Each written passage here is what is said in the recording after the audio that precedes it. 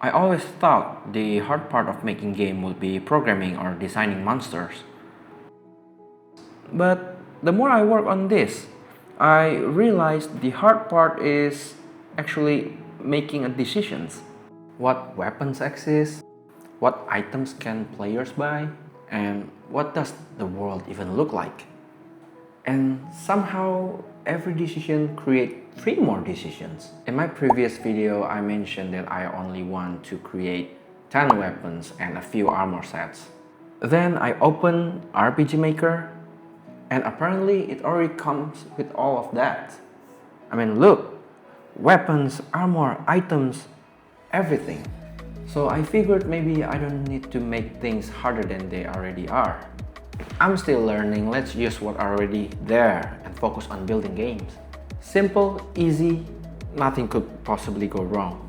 Until I accidentally created the entire overworld. After spending some time with the engine, I ended up with a starting kingdom, a foggy kingdom. The foggy kingdom is ruled by a king who has absolutely no idea what he's doing, a ruined kingdom that had been captured by the demon lord, and a demon lord castle. And then a desert village. Honestly, I don't know why it's there. And the tower. What RPG doesn't have a dungeon tower? And then I realized something. I have to build all of this map. I literally said I just want to keep the project simple, but in the end, it just made my life harder than it is. The more I work on the world, the more excited I got. And then I ran into another problem. I don't really like the RPG Maker MZ default assets. I mean, look at this. They are functional, but every time I look at them, I just wasn't excited to build with it. So I've spent some time browsing on Steam and I found these DLC assets on Steam. It's called Pocket Valley. And immediately I thought, yep, this is the one. I mean, look at this. Look at the creator themselves. They create a beautiful world with these assets. The looks reminded me with the GBA Pokemon's aesthetic style. So I bought the entire bundles, the assets bundles. The only problem I have with these assets is it didn't come with the overworld assets at all. I want to make game like Dragon Quest 1 because it's simple. So I probably need to learn some pixel art and create my own overworld assets later on. Maybe later, or maybe I could find another overworld asset that matched these assets so I could work on it. Maybe, I don't know. After a while playing with my newly bought assets on RPG Maker, I discovered things that I personally dislike about this game engine. I mean, why there's only 4 layers? What if I need more layers for it?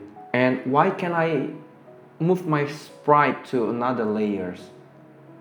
And why there's no selection tools to move some sprites to another locations? I thought it would be like a Photoshop or something, but it's totally different. It's confusing, honestly. So things come in my mind.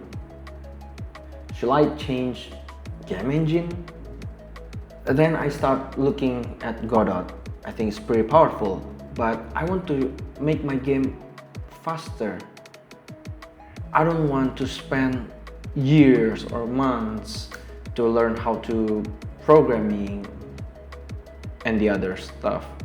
I mean, making games with RPG Maker MZ itself is already a hard work.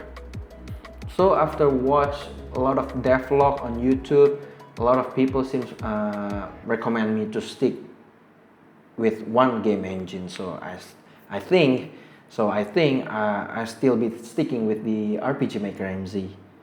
But I don't know, for the future maybe I will change later on, but for now I think I'm still sticking with the RPG Maker MZ.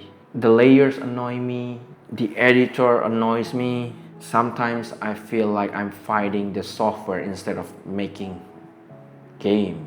Are there any plugins to solve all these layers issue to make it more like a Photoshop.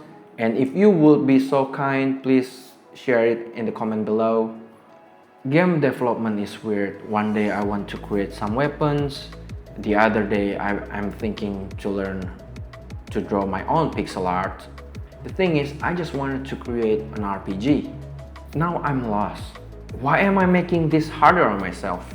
Well, at least I managed to make this today, and it actually making me quite happy. I think I just want to sleep now.